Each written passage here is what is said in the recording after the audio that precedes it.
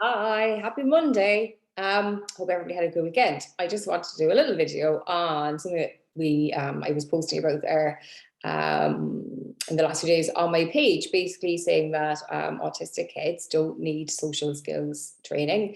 We don't need any behavioral approaches or anybody to teach us how to behave.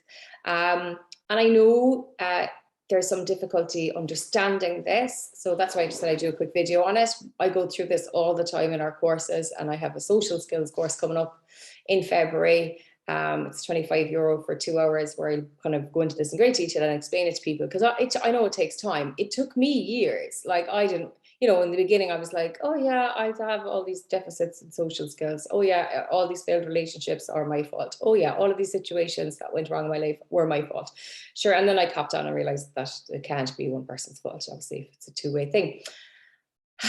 And also, my level of knowledge and self-acceptance and understanding is increasing all of the time. And the more I learn about trauma, the more I see actually how these things damage us as autistics.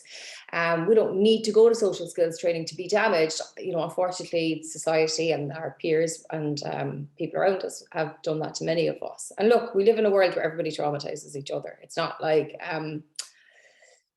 we're some sort of exception. We do have a lot of trauma in our community, and I don't want to minimize that, but it's like we're living in a society where basically we all traumatize each other, and we need to acknowledge that, and we need to do something about it. So I know some people will say, oh, but I'm just teaching my child social cues. They need that. To get on in the world. How can that be abuse if I'm helping my child? And I totally understand that. That's the same kind of defense that's used for ABA though. Like if I'm helping my child, how can it be abuse? I'm sure people who went for gay conversion therapy, or parents who sent their kids for gay conversion therapy, thought they were helping their child to fit in with society. Okay. It's just the same argument, basically. So, basically people thinking, oh, it's just a skill that we all need to be part of society. No. And this is where assimilation comes in, because if you start saying, well, we all need to do it, then you're not accounting for minorities, you're not accounting for human differences. We don't all actually behave in the same way. We don't all actually think, feel, and sense the world in the same way. So no, we actually don't all have to interact the same way.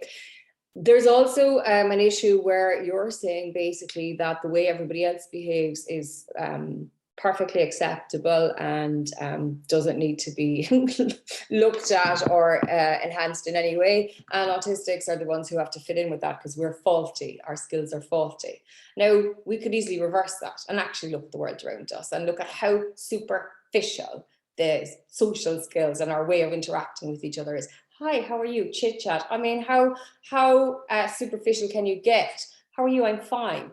Nobody is fine right now, really, in our world. We're going through a really troublesome time. There's a lot of things happening, around the world. And when you look at, so that's what you think autistic kids should be taught, to be superficial to other people, that's the correct way humans should be interacting. I would seriously question that, and I do. This idea that the social skills that are there are the ones that everyone needs, and they're the part, the gold standard, the ones we all should be working towards. No, look at the world we live in. Look at it. Look at how unhappy most of us are.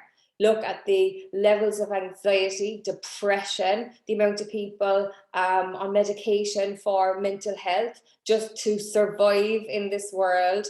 How can you be saying, oh, that's what I want to teach my kid? No, don't teach them that at all, because operating on this, in this social hierarchy, on this very superficial level, is actually disconnecting people. It isn't helping us to interact socially. It's doing the opposite. It is dividing people. It is stopping us from connecting in any kind of real or deep way. That is the society that we're living in, where people feel like we have to be competing with each other instead of connecting and sharing and giving to each other, which is actually a very you know, innate autistic quality, you know, giving to other people, sharing, sharing our experiences. When we share our experiences and our pain, people say, oh, they're oversharing. Oh, no, no, no. That's their discomfort, because they've been taught, they've been brought up in a world that has taught them not to share how they really feel.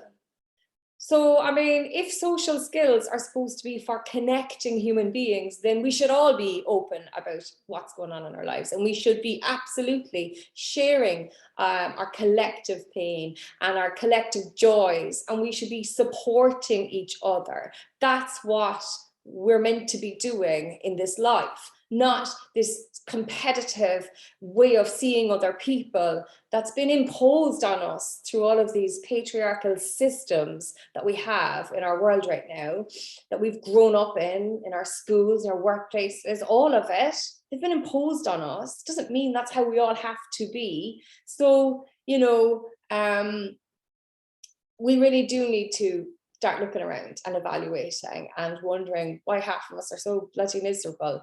And what if we actually were kinder to each other? What if we interacted in a more autistic way, in a way that we connected with that person and that person felt supported, felt like there was somebody who understood them, rather than, how are you? I'm fine. You know, I mean, what sort of social skills is that to be teaching somebody?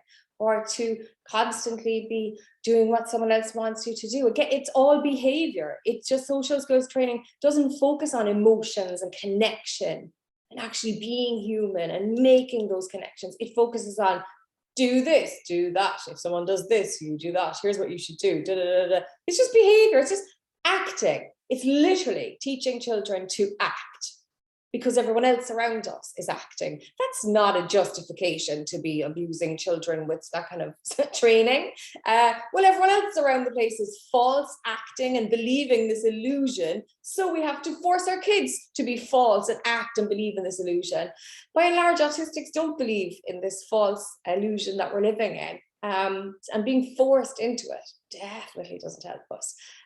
So yeah, I just wanted, I suppose, to elaborate a little bit on that. And as I said, I'm running a 2-hour webinar for parents and professionals working with kids and teens to break all of this down and I suppose give you that perspective, because we're kind of under an illusion that it's autistics need help with all of this, but really it is the entire world who needs help.